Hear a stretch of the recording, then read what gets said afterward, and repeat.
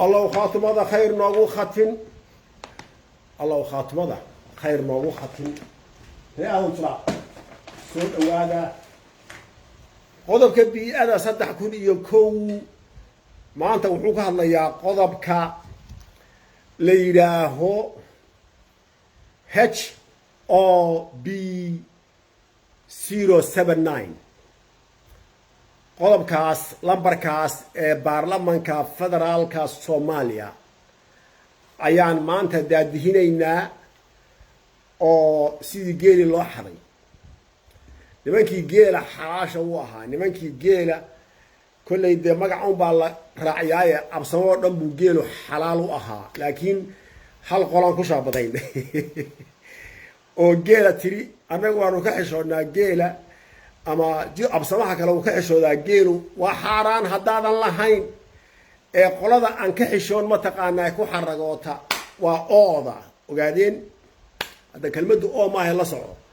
sida soo dhawow in badan baynu ka hadalnay barnaamij dhaxyaala in badan baan ka hadlay kownkan dhibka dhaxyaala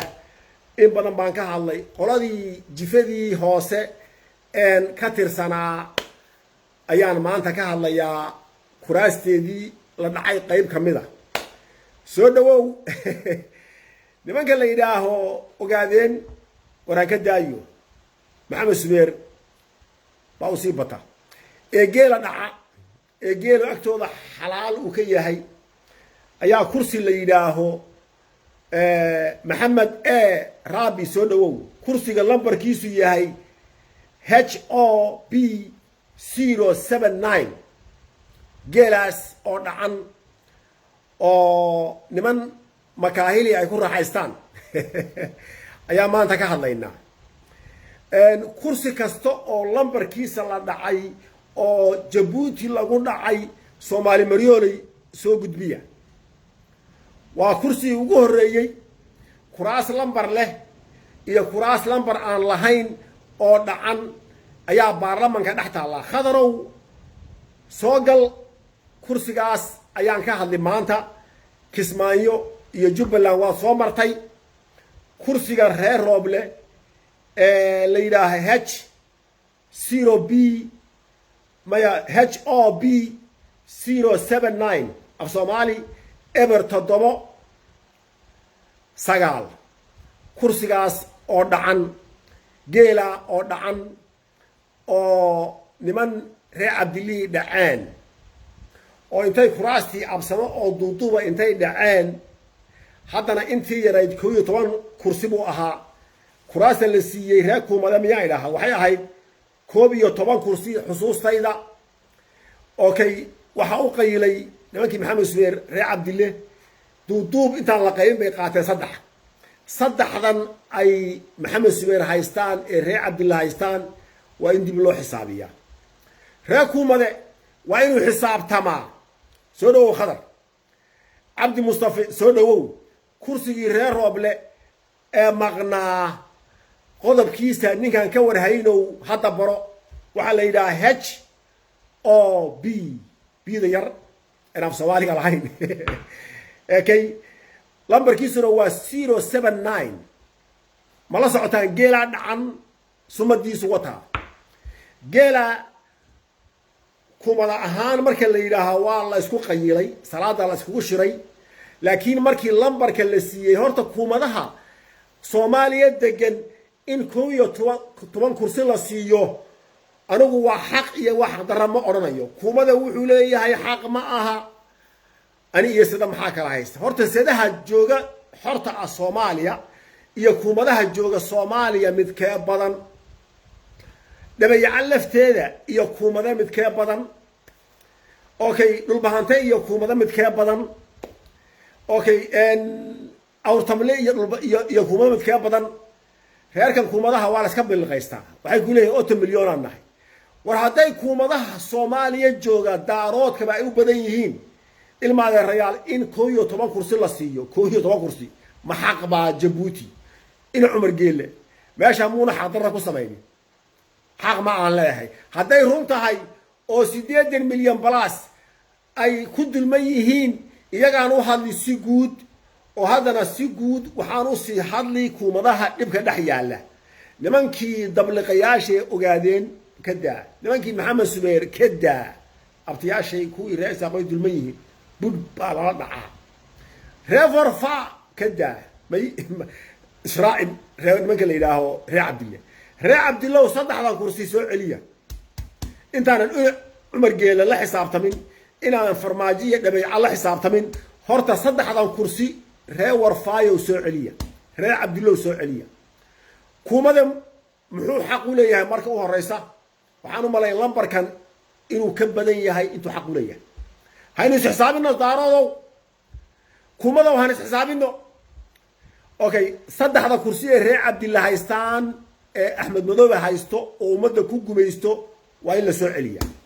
دب وإن لو نقضى جبوتي وحي كان دعي الدمي بوها هذا الله سعو كلية تانك ما هالليا ريحان وين ميقا كم مقن جرير ميقا كم مقن ريحمر ميقا كم مقن قبوية ميقا كم مقن أكيشة ميقا كم مقن أوكي إيدور ميقا كم مقن هذا رباشا وإن دي بلو حساب يا فرماجو أوكي دقوا إن خضر ما يمقشا يا خضروا برنامج كاسان كهالليا انت ري روبله لايك ku jirta adaa ugu aqoon badan Kismaayo iyo Jubbaland waad isoo wici kartaa live weligay ma qaban maanta waan qabanayaa qodobkaas barnaamij ku saabsan ayaan ka hadlaynaa nin kasta oo Soomaali ahow qoyska dooni ahaw xafiiska u qaabilsan dacwada iyo baarlamaanka la isku gumaysan maxaa la xalin isaga dhabooda xaraana dib baan ugu noqonaynaa laakiin specific maanta waxaan ka hadlayaa reerka reer Rooble la yiraaho baan Soomaali idin baraya Cabdiraxmaan Carab soo dhawow kursigaagi geelaagi waa dhacan yahay abti soo dhawow xirsi Cabdinuur soo dhawow nimankii jidwaaqaha kuraastoodii qayb dhaba dhacan waxaana dhacay ogaadeen وأنا كسورنا وحي كانوا يدعين نمانكي عبد كومة وحي يدعين مكاهي وحي عندنا نمانكي بالعد وحي يدعين نمانكي ويتين والقضب كينا سوقد بيا خراسة إذا كم مقال تيو قليل الجفاده هوسا سوقد بيسي قضب كي دعوة حفيظ كأخل صارا هدا يستو هلو قد بيو يوسف عبد الله سودو in badan baan Soomaali ka hadlay in badan baan ba iyo ta ka hadlay maanta waxaan ka hadlayaa reer Rooble reer Jidwaaq kuraasta kaga maqan dawladda federaalka iyo state-ka Axmed Madoobe waa in xisaab xil lagu sameeyaa intii xoole uu ku dhacay kuraasta inta kuumada uu dhacay inta reerkan Rooble uu dhacay waa in la xisaabiyaa waa maxkamad in la saara hadaba waxaan idin sheegayaa Soomaaliyay haddaynu nahay Soomaali intaynaan daarood iyo hawiye iyo raxanweyn iyo isaaq intaynaan ka hadlin hoos aan ka soo bilowno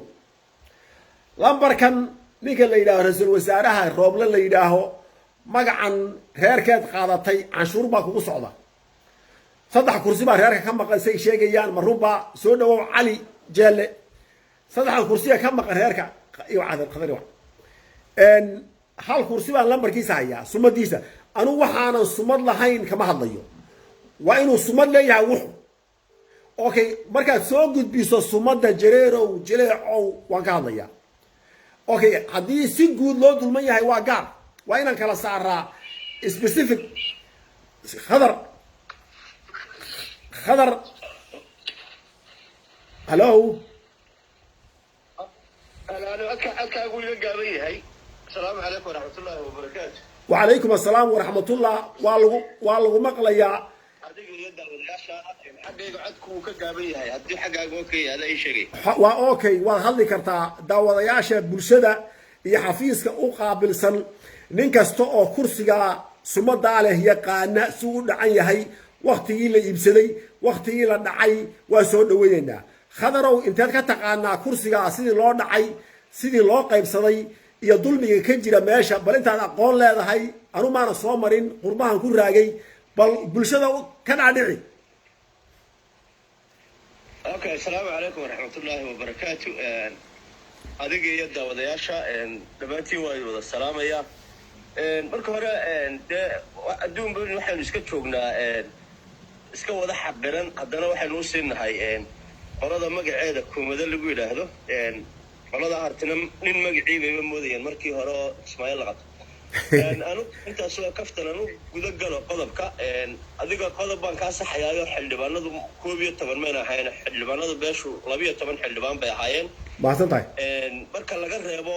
laba kursi oo ku soo biiray oo aqalka sanadkiga ama aqalka sare ee golaha baarlamaanka shacabka Soomaaliyeed ah 12 xildhibaan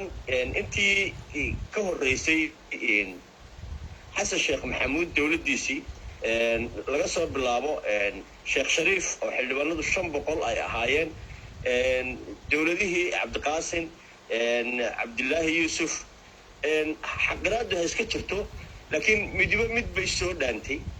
xilligii la soo gaadhay xasan sheekh maxamuud iyo xildhibaanada imaanshahoodu oo ay xildhibaanadu markaa 12 xildhibaan aynu lahayn waxa ay u dhacday sidii dawladda deegaanka ka jirtay ee ahayd dib u curasho 12 xildhibaan marka aad qaybiso sida 60 xildhibaan ee beesha daaroodku ay ku qaybsato aad u eegto dadka kale sida ay u qaybsadeen si ka duwan baynu inagu u qaybsanay haddaynu kuumadanahay nacam marka aad eegto structure-ka dadka Soomaaliyeed ay u nool yihiinna cadaalad xumidu waa waxa ay dhibaatada ugu faraha badani ugu dhacdo beeshan kuumade mar walba dhinac walba oo aad ka eegto beesha kuumade waa kuwa ugu nasiibka daran nasiib darradaasina waxaa sabab u ah cadaalad darrada dhexdooda 12 xildhibaan 10 ka mid ah hal reer baa qaatay 10 ka mid ah hal reer baa qaatay aad eegto 10 xildhibaan oo ka mid ah hal reer baa qaatay reerkaasina waa reerkii ooda zero oo maahay waa zero reerkaasina dee waa reerka ogaadeenay aynu torkanay ummadda kale waxay u xisaabtamaan future iyo mustaqbal laakiin inaga qolooyinkeenna waxay u xisaabtamaan guri iyo markaa waxa la cunayo waxaynan ixtiraamin wax wada lahaanshahooda waxayna ixtiraamin walaalnimadooda iyo ehelnimada ka dhaxaysa waxayna ixtiraamin mustaqbalka iyo future-ka in ay dadkooda wado u jeexaan oo ay ku jiheeyaan waxay kaliya oo ay eegaanuun maalintaa waxa yaala iyo maalintaa waxa ay ku qadaynayaan carabta kelmadu waxa ay tiraahdaa alcabdi ma yashif waraaha addoonku ma eega bay yidhaahdeen maalmaha ka horeeya kuwa ka dambeeya mid waxa uu eegaa un keliya maalintaa waxa uu cunayo waxaan aad cunayso barri u dhiga xataa ma yaqaanaan marka sidaa darteed golihii baarlamaanka markii la dhisayey guddoomiyaha khilaafaadka ee golaha baarlamaanka waxaa ahaa xasan ina cabdilla xasan wiil farciisa ka soo jeeda ugaaska beesha rooblana markaa waxa uu ka xanibnaa gobolka jubbada dhexe caasimadiisa Bu'aale oo markaa ay ciidamadani dee afka duubani ay haysteen markaa way u suurto geli weyday in uu soo baxo inaga keliya ma ahayne ilaa iyo 7 qoys oo shacabka Soomaaliyeed qabiiladooda ka mid ah oo meelaha ay ku badan yihiin qolooyinkaasi ku wada xanibnaa hogaamiye dhaqameedyadoodii baan nasiib u yeelanin inay ka qayb galaan laakiin kuwa noocaas oo kale ah guddigan ina sayid maxamed cabdulla xasan uu ka mid ahaa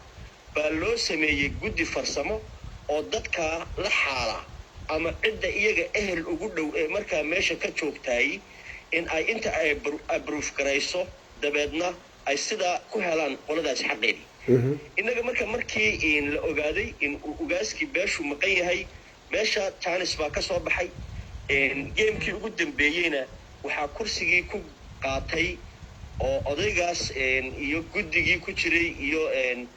ay ku soo gabagabeeyeen kursigaas in uu xidig qaato xidigna markaas uu qolooyinkii kale ee la ogaa ee arrinta sixitaanka loogu talagalay uu iyagana jeebada lacag ugu rido marka inta aan xog ka hayo qaabkaas u dhacday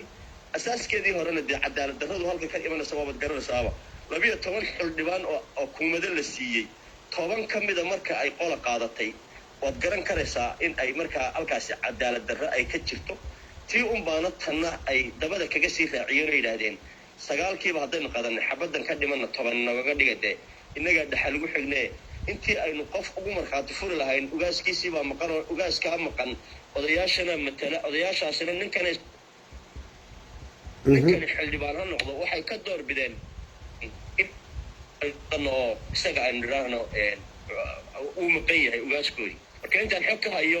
wixii kale ee tafaasiil iyo su-aaladeed sii weydiinaysaa way furanta hadday guddigii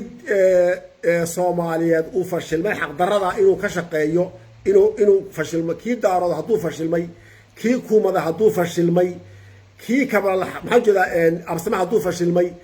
kii jidwaaq ilan odaygii jidwaaq odayaasha jidwaaq hadduu mid la waayey mid baa joogay kii jidwaaqna muu fashilmay oo uu ka hadli waayey xaqdarradan mise isagaaba iibsaday waa su-aal fiican sida xogta aan ku hayo ugaaskaas beesha bartire goobta markaas ma joogina labadii xildhibaan ee isaga mas-uuliyaddeeda ahayd in uu soo abruuf gareeyo markii uu soo abruuf gareeyey sida xogta aan ku hayo xanuun baa ku yimid jawigii kala bedelnaa ee uu magaalada muqdisho ku yimid iyo halkii uu ka yimid oo laba hawo oo kala gedisan ahaa dabeedna sidaas waxay ku dhacday in uu isagu xanuunsanaa qolo walbana marka aad eegto shanta qolo ee daaroodka saddex ka mid a daaroodka degaan ahaan baa laysu raaciyaa oo waxay ka soo jeedaan xagga puntland labana waa mareexaan iyo kuumade shanta qolo ee daaroodka lagu macneeyay sidaasay waxooda ku qaybsanayeen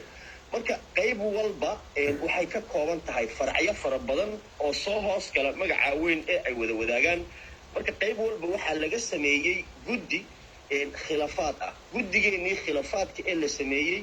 oo uu guddoomiye ka ahaa guddoomiyaha dhan ee dallada guud ee soomaalida ee khilaafaadka xalinayay uu guddoomiye u ahaana guddoomiyaha ku-meelgaarhka ah ee golaha baarlamaanka ee shacabka soomaaliyeed oo soomaaliya oo dhan cadaalad ay u arkaysay da'da uu jiro markaa uu xildhibaanka ku noqday oo xildhibaanada meesha jooga markaa ugu weynaaday awgeed gudsaasna guddoomiye looga dhigay dee wixii dacwad iyo wixii khilaafaad ahee beesha uu ka soo jeeda dhexdeeda ka jira waxaa loo xilsaaray in uu isaga iyo guddi la shaqaynayay ay soo qabtaan ama ay ka soo shaqeeyaan wixii dhexdooda khilaafaad ka jira marka sidaasunbaa dee aftuurka uu u dhacay meel walbana uu uga jiraa xaqdarraduna ay uga dhacday hadalkuna wuxuu uunbuu noqonayaa rag cadaalad waayey sidii cawsha kaleya waxaan halkan jaanis ugaga faa'iidaysanayaa oo aan hadda halkan baab ka soo jeedinayaa kelmad baa waxay ahayd hilibka ku dhaafiya maraqa kaasi wurina dhaafay oo wuxuu manfac lahaana nin baa soo qaatay weliba aanu ka xilnahay in uu shacabkii ummadda soomaaliyeed ku dhibaataynayo oo uu maanta ka mid yahay kuwa in ay soomaaliya wax noqoto oo ay istaagto ka soo horjeeda oo uu ka mid yahay 15 xildhibaan ee spoilerska ah ee xildhibaanadii is hortaagay doraad ka mid ah oo cabdirashiid xidig ah beesha dhanna marka aad eegto carqalad iyo dhibaato ku ahaa jubbaland iyo doorashadeediina carqalad ku ahaa waxaan soo jeedin lahaa beeshu in ay u istaagto hadda iyo kow doorashadan soo socota ee hadda la gelayo inayna mar walba u joogin inay yidhaahdaan waxa iyagii waa la cunaye meesha miiska golaha wax lagu qaybsanaya iyo halka wax lagu kala dhacsanaya inaad joogtaan taasi in aynan dib oo dambe u soo noqon ama aynan u fududaydin in aadan adigu sugin in wax lagu keenay adigu waxa meesha lagu qaybinayo wixiisii qof ka raadsanaya inaad u ahaato okay taa waad ku mahadsan tahay oo barnaamijka jaaniska waxaan xidigba wiilkii abtibaan u ahay la soco yacni anu qaaduka noolahaan ahay idinka reer roobla ah ayaa laga rabaa inaad kursigiina soo dhacsaan laakiin asalkii baan raadinayaa faashilka meesha anigu aan haysto haddii dadkii iswada dulmeen guddi horta cali base soo ma ahayn cali base ku dhintay jabuuti soo ma ahayn suldaanka markaa barnaamijka u xilsaaraa jidwaaqa codka iga gaaban halkaas aan ugu maqlo odaygii cali base ee ku dhintay jabuuti isagu markuu saa u tagay wuu dhintay yaa matalayay jidwaaqa ma ka xasuusataa intii matalaysay jidwaaq jidwaaq dowladdii carta lagu soo dhisay ee hoggaanka uu ama madaxweynaha uu ka ahaa cabdiqaasim salaad xasan si waa dowladaha ilaa tii cabdilaahi yuusuf haba la kala badsado oo dee sida soomaalida waxay tidhahdaa been orode runimo gaadho sida dadka dee magacaanta ugu kala qaybsan oo ay odaleenku dee ugu badan yihiin badnidaaba ha lagu kala qaato laakiin dowladdaas iyo tii cabdilaahi yuusuf iyo tii ka dambaysay ee shariif xasan sheekh intaba waxay ahayduun sidan dhaanta si wax lagu qaybsanayay laakiin tii ugu darayd ugu yaabka badneed waxay ahayd dowladdii xasan sheekh maxamuud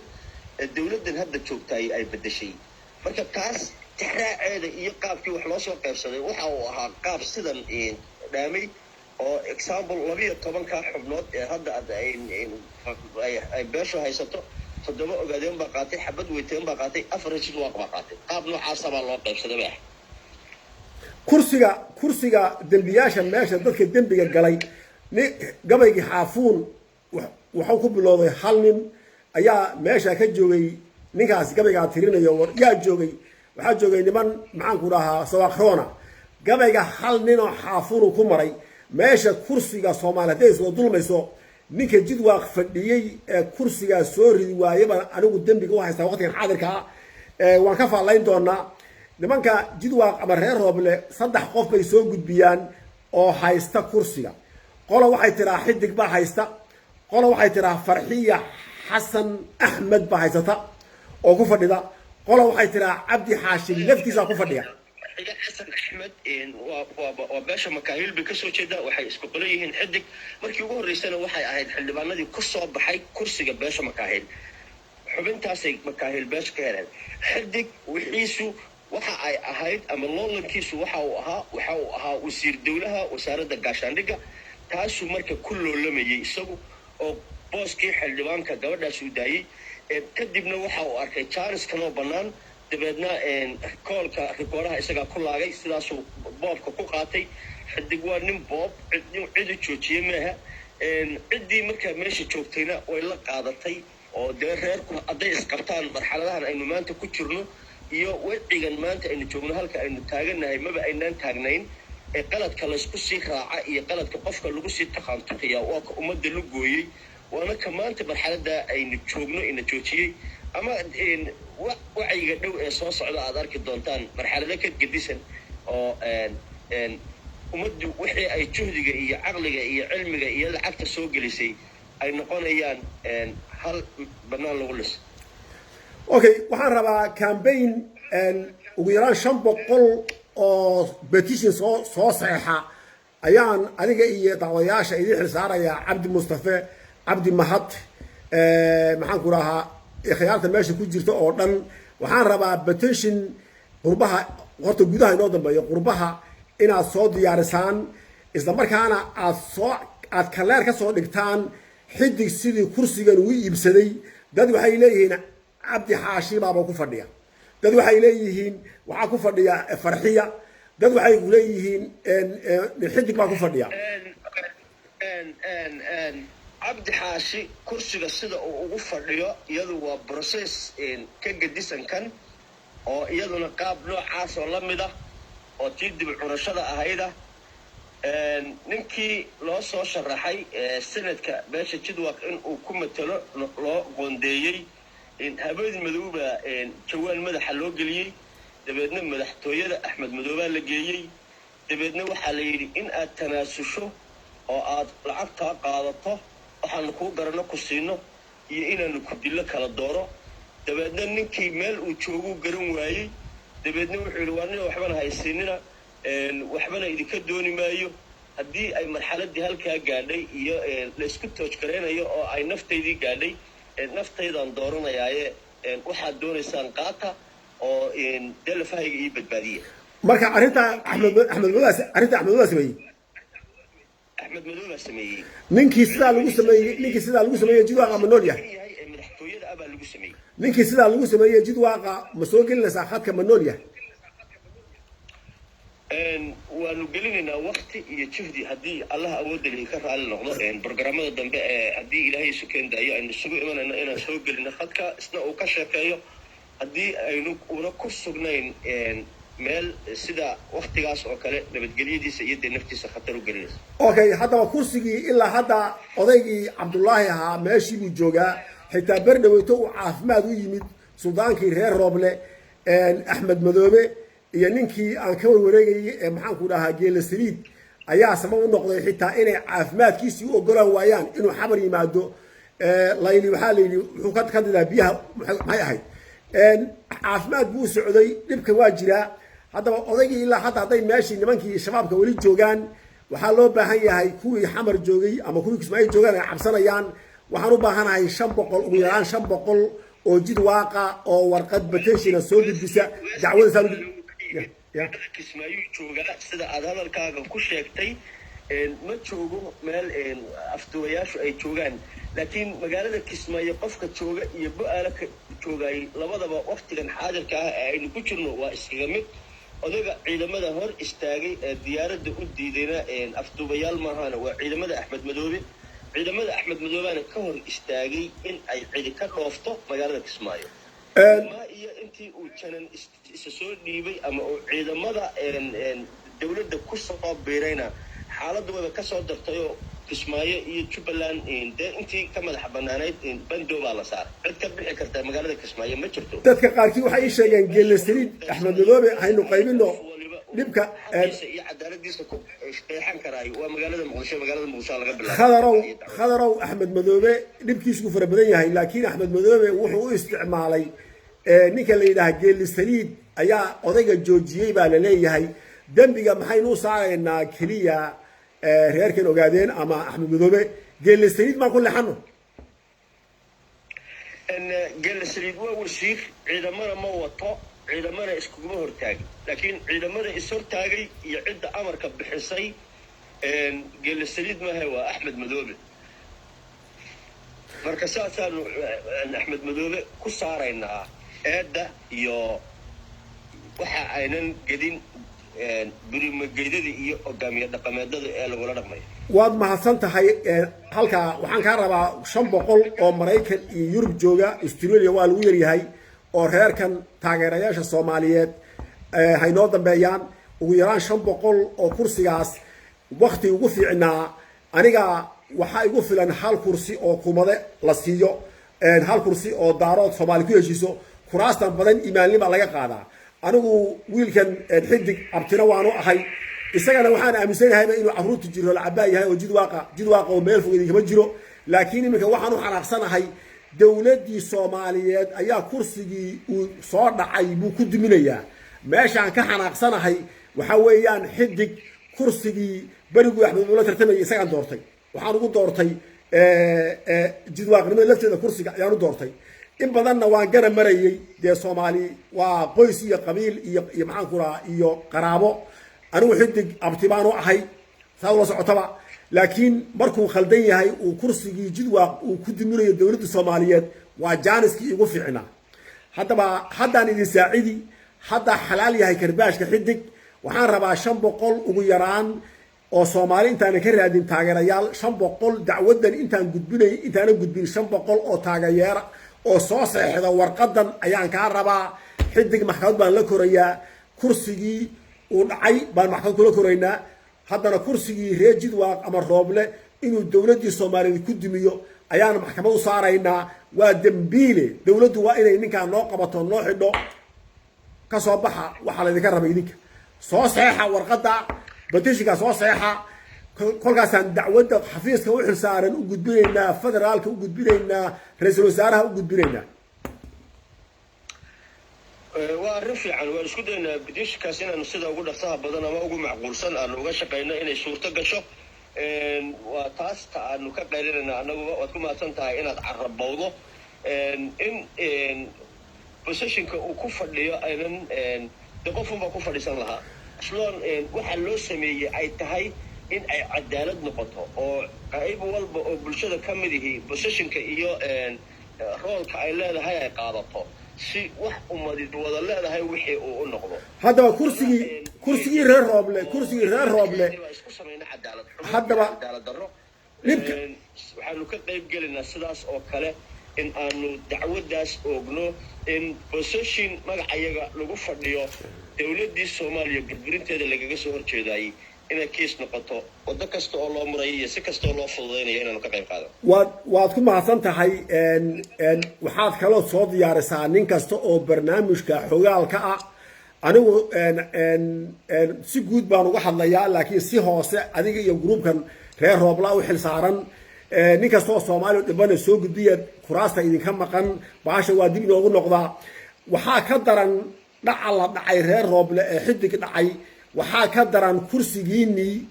waa adiga hubkaagii iyo kursigaagii oo dowladdii Soomaaliyeed lagu duminayo tanaa ka sii xun. ma waad kasan karaa? wax la qaadan karo ma haddaba shacab weynaha Soomaaliyeed waxaan leeyahay ninka xidig la yidhaaho waa dembiile, xoolo uu soo dhacay inkastoo uu xaq u leeyahay oo anigu aaban jeclahay kursiga Jidwaaq ninka ogaade waa hayn karaa, ka weyte waa hayn karaa, laakiin marka la iska day waaye edab darrada iyo dulmiga adeerow seeftan qaadanayna. reerkan reer Rooble la yidhaaho sidiisaba qabyaaladisa ma ah. reerkan reer Rooble la yidhaaho wuxuu ku jiraa Soomaalida sideeda banaanba wax uuna raggu isu hayn baa jira. halkaasna waa kaaga soo horjeedaa. raggu xiniyaha isuma dhiibto, waxaan waa xiniyo rag. kursigu waxa uu magaca u qaatay ee magaca Jidwaaq u noqday buu qabaa. marka kursi magaca Jidwaaq uu leeyahay qof Jidwaaq oo jooga qof kale inuu ku fadhiisto xaq uma laha. ka raallina ma nihin. waxay ahayd wax boob ah, waxay ahayd wax cadaalad darro ah, waxay ahayd wax wuxuushnimo ah. mustaqbalkeedii iyo faa'iidadeedii iyo aayaheedana Jubbaland bay ka muuqataa. 13 sannadood ee lasoo dhaafay lama 5,000 oo wiil oo kuumado abaa ku dhintay Kismaayo iyo Jubbaland in dawlad laga dhiso. 11 sannadood kadibna halkii faa'iido iyo in ujeedadii loo socday ay hirgasho oo maanta ku sii socota in ay noqoto sidii xerooyinkii al-shabaabka oo kale, cidna ayna ka bixi karin, cidna ayna geli karin wax iyaga taageersan mooyaane. waad ku mahadsan tahay qadar taa kaa dhaxgalo taas. horta Jidwaaq oo ma la socotaan nimanka ogaadeen la yidhaaho gebigooduba 80% inay yihiin caruurtii Jirool Cabaay ee Jidwaaq. horta taa magaad caddahay. taas waa process kale. haddaba taa darteed ninka ogaadeen kuma dhaaran karo inuu nin ogaadeen yahay ama Jidwaaq yahay. waxaan kuu sheegi reerkan ogaadeenka 80% waa caruurtii Jidwaaq ee Jirool Cabaay. horta taa waa inaad fahantaan. xidig waa nin makaahayla oo weliba gacan weynaha waa dadka waxay ka mid yihiin caruurtii Jirool Cabaay ee la og yahay. okay, marka halkaa xaquba ku tiraaho Soomaalidana kuraasan ay isku haysateen faraha badan ee dulmiga qabiilku xad ma leh. qabiilku waa inuu ku ekaadaa meel wuu soconayaa. qabiilka kursiga marka la yidhaaho ka daaroodku waa inuu imatalaa, ka absamo waa inuu imatalaa. okay, yacno baashan haddii xad loo samayn waayo Roobla isku sii qabsan, jifada ataga isku sii qabsan. marka baashan xad la'aantan yaa nacabahay, laakiin waad ku mahadsan tahay. kursigan uu ku dulmayo dowladdii Soomaaliyeed, dowladdii xalaasha ahayd oo qaran dumiska kaga dhigayo waanu diidanahay. campaign mudaharaad waxay dheer petitionka mudaharaad aad soo diyaarisaan reer Rooblow, reer Jiyo, Maraykan baad ka buuxdaan, waad dhageysanaysaan. mudaharaad lagaga soo horjeedo qaran dumiyaasha oo xidig uu lambar 1 ka yahay waa inaad soo diyaarisaan. intaasaan ku daynaynaa barnaamijka wuu inoo soconayaa. nin kasta oo arrintaa xoogaal u ah soo gal, diyaargarow barnaamijka la soco. qodobkiisana waxaa la yidhaahaa HOB 079 af Soomaaliga ku wado HOB 7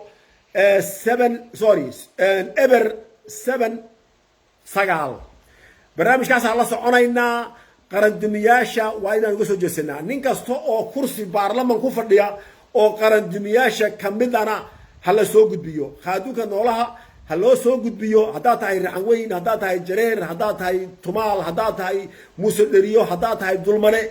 la soo xiriir khaaduunka noolaha iyo qodobka 3,001 ee jaamacadda cagaaran health environmental education plus beyond insha Allah. wabillahi tawfiiq.